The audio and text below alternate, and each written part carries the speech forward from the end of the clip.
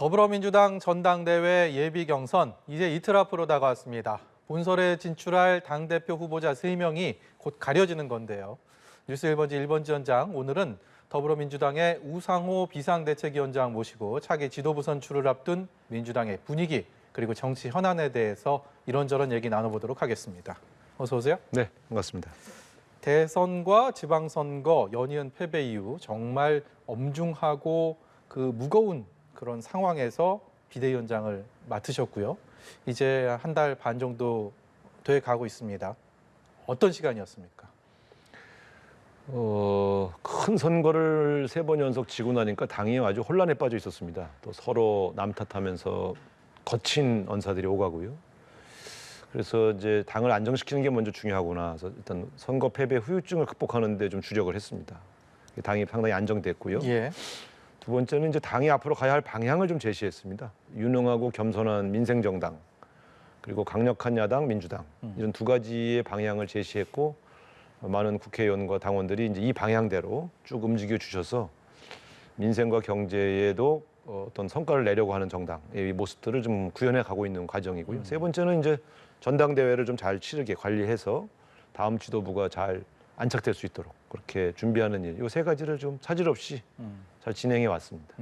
이 비대위원장 취임 당시의 민주당의 상황은 큰 선거들을 내리치면서 거기에 선거 패배의 책임이 어느 쪽에 있느냐에 대한 갑론을박이 심했고요. 네. 그것이 계파 갈등으로 이렇게 확산되고 있는 상황에서 우상호 비대위원장의 취임 일성으로 수박이란 말 꺼내지 마라 이렇게 공포를 하셨습니다. 그리고 나서 지금 시간이 지나면서 좀 효과가 있습니까? 지금 어떻게 보십니까? 그렇습니다. 이제 제가 그렇게 말했던 것은 이제 국회의원이나 지역위원장 정도의 좀 말하자면 책임 있는 자리에 있는 분들이 이제 어떤 상대 계파의 책임을 묻기 위해서 굉장히 거친 말을 쓸 때 그런 표현들을 썼거든요. 그래서 이 분열적인 언어, 그다음에 증오, 저주의 언어 이런 거는 당내 구성원끼리 쓰지 않았으면 좋겠다 하는 취지였고요. 그래서 어쨌든 지금은 이제 그런 거친 언사들이 막 거의 사라졌죠. 예. 그래도 이 계파 갈등이라는 게 특히 강성 지지자들에 대한 이른바 팬덤 정치 견해차 여전히 있는 것 같은데 없습니까? 아니 이제 의원들이 이제 서로 가깝게 지내는 그룹들은 당연히 있죠. 그리고 그 그룹들이 일정한 전당대회나 혹은 당내 여러 가지 정책 현안을 두고 여러 가지 이견이 표출되는 것은 뭐 민주정당에서 자연스러운 일입니다. 그게 예.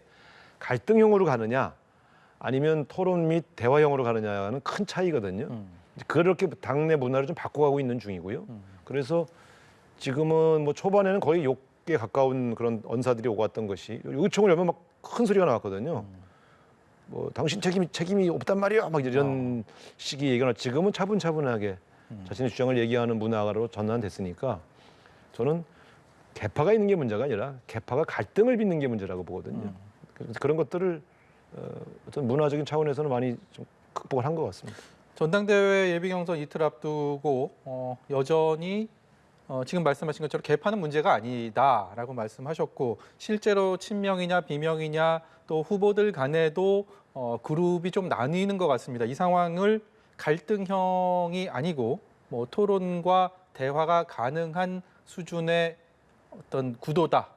그렇습니다. 이렇게 보십니까? 네, 왜냐하면 항상 전당대회 때는 이제 1위 후보가 딱 나타나지 않습니까? 네. 그러면 이제 2, 3, 4, 5, 2 그 이하 후보들은 1위 후보를 공격하죠. 네. 그래야 자기 표를 또 얻을 수 있지 않겠습니까? 그래서 그건 너무 자연스럽고 늘 있었던 선거의 경쟁 방식이다 이렇게 보여주고 다만 거기서 무슨 사법 리스크다 뭐 이런 얘기는 안 하는 게 좋죠. 그건 약간 인신공격적 발언이니까. 그런데 내가 우리 당을 이끌어가는 데서 적임자다. 근데 1위 후보는 자격이 없다. 뭐 이렇게 뭐 혹은 1위 후보보다 내가 더 잘할 수 있다. 이렇게 얘기하는 것은 저는 선거 전략이기 때문에 저도 실제로 당내 선거에 나오면 1위를 달리는 후보를 꽉 이렇게 공략하는 그런 패턴을 쓰게 돼 있거든요. 예. 저는 그래서 그건 크게 문제는 아닌데 다만 그게 근거 없는 사실을 주장하거나 인신공격적이거나 분열과 증오의 언어가 아니면 된다 이렇게 생각합니다. 말씀 중에도 자연스럽게 언급하셨는데 이재명 후보가 자타공인 1위를 달리고 있는 이 상황에서 사법 리스크를 언급을 합니다. 당 밖에서뿐 아니라 당내에서 경쟁을 펼치고 있는 후보들 쪽에서도 이런 얘기가 흘러나오고 있는데 이것은 인신공격용입니까? 아니면 충분히 좀 논의해볼, 따져볼 만한 가치가 있는 겁니까? 저는 이제 제가 지금 민주당의 정치보복수사 대응위원회 위원장이거든요. 그 문재인 대통령에 대한 수사, 문재인 대통령을 겨냥한 거죠. 예. 전 정권의 장관들 겨냥한 수사와 또 경쟁자인 이재명 후보에 대한 이제 몇 가지 수사들은 정치 보복적 영역이 성격이 강하다. 저는 그렇게 보고 있습니다. 예. 그런 측면에서 비대위원장은 정치 보복 수사라고 얘기하고 있는데 후보들이 사법 리스크라고 얘기하면 이게 좀 엇박자 아니겠어요? 그래서 저는 그런 용어는 안 쓰시는 게 좋겠다 생각하고 있고요. 실제로 최근 며칠간은 지금 그런 용어들은 거의 사라진 것 같습니다. 역시 그 또 우상호 위원장의 뜻이 좀 투영됐다라고 아니, 뭐 그분들이 보면 될까요? 이제 다 뭐 선거에서 뭐가 유리한지 불리한지에 대한 고민들을 하셨겠죠. 꼭 저의 당부 때문은 아니라고 생각합니다만 이렇게 참고해 주셨으면 좋겠다 이런 생각은 갖고 있죠. 개항을 해 지난 보궐선거에 이재명 후보가 셀프 공천을 했다. 선대위원장으로서. 그런 얘기들을 최근 많이 하고 있습니다. 그걸 또 공격의 빌미 삼아서 얘기를 하고 있는데요. 박지원 위원장께서 조금 그 문제는 좀 오버하신 것 같아요. 그래서 이 비대위원장 있을 때에 어떤 결정을 어떻게 내는지 제가 잘 알지는 못하나 예. 그런 과정에 있었던 일들을 어떤 특정인 공격하기 위해서 쓰시는 것은 저는 바람직하지 않다고 생각합니다. 과거에도 김종인 비대위원장이 저 비례대표 공천 받을 때 셀프 공천이라고 이렇게 비판받아갖고 얼마나 불쾌하셨습니까? 그래서 이 공천 관련된 얘기는 약간 그렇게 너무 뭐 자세하게 본인의 시각에서 자꾸 이렇게 얘기하는 것은 바람직해 보이지는 않습니다. 알겠습니다. 가장 뜨거운 뉴스 중에 하나로 좀 넘어가 보도록 하겠습니다. 행안부 내 경찰국을 신설하는 안이 오늘 국무회의를 문턱을 넘었습니다. 이제 시행과 공포만을 남겨놓고 있는 상황인데 법 제도적인 조치는 일단 마무리된 이 상황에 대해서 한 말씀 들어야 될 것 같습니다. 무리를 한 거죠. 사실은 행안부 장관 혹은 청와대 치안비서관실을 통해서 경찰하고 충분히 협조할 수 있고요. 또 인사에도 여러 가지 영향력을 미칠 수 있습니다. 근데 그것은 경찰청의 독립을 보장하는 가운데에서 충분히 가능한 방법이거든요. 근데 이제 행안부 안에 경찰국을 만들어서 직접 관할권을 행사하겠다. 그것도 장관이 그렇게 나오시는 것은 누가 봐도 좀 무리스러운 일이죠. 법령에 위반하는 그러한 시행령이기도 하고요. 그래서 최근에 또 이상민 장관께서 뭐 쿠데타 발언까지 하시면서 너무 경찰들을 자극하시는 것 같아요. 그래서 저는 이 방법은 옳지가 않다. 그래서 경찰국 설치는 저는 철회되는 게 맞다고 봅니다. 오늘 지금 쿠데타 발언 관련해서 그 한덕수 총리가 국회 대정부질문 과정에서 표현은 과했지만 그래도 그만큼 절실함의 표현이었다. 이렇게 얘기를 했거든요. 표현이 과했으면 과했지 뭐 절실함의 표현이 어디 있습니까? 화가 나신 거지. 근데 장관이 화났다고 그렇게 직설적인 언어를 막 쓰시는 거는 아니 이렇게 해서 15만 경찰을 다 쿠데타 세력으로 규정하는 것은 경찰에 대한 모욕이죠. 예. 그래서 저는 그건 난 이상민 장관께서 사과하셔야 한다고 생각합니다. 뭘 이렇게 장관의 발언은 매우 절제되고 그리고 무게가 좀 있어야죠. 그렇게 막말을 하시면 안 되는 거죠. 민주당은 앞으로 어떤 대응을 하게 됩니까?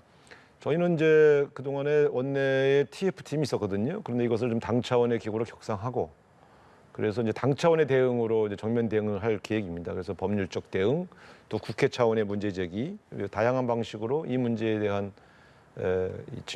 문제 제기를 해나갈 계획이고요. 예. 아무리 봐도 제가 볼 때는 좀 너무 과한 조치였기 때문에 이 문제에 대해서는 민주당이 양보할 생각이 전혀 없습니다. 그 양보하지 않는 것들 중에서 행안부 장관에 대한 뭐 해임안 그리고 탄핵 뭐 이런 것들도 가능성 있는 카드로 삼고 계십니까? 실제로 그 해임 건의안을 낸다고 해서 또 해임 건의안이 통과된다고 해서 해임이 강제되는 것은 아닙니다. 그렇기 때문에 그거는 이제 상징적인 조치죠. 그래서 어쨌든 현직 장관에 대해서 지금 그 사안은 계속 그 사안, 해임 건의안을 제출할 수 있는 여러 사안들이 쌓여나가고 있다.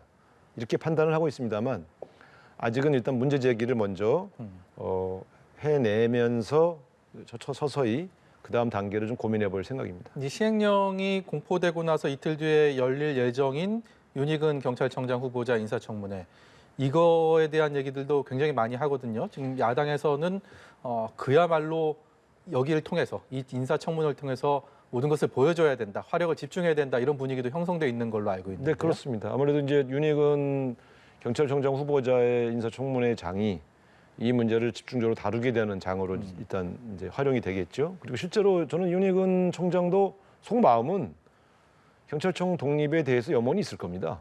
근데 너무 장관이나 이 권력의 눈치를 보시면 경찰청장 후보자로서 자격이 없는 거 아니겠어요? 그래서 그런 문제들을 아마 여러 가지 도덕성 검증도 하지만 이 문제에 대한 철학을 따져보는 것은 매우 중요한 청문회의 소재가 될 것입니다.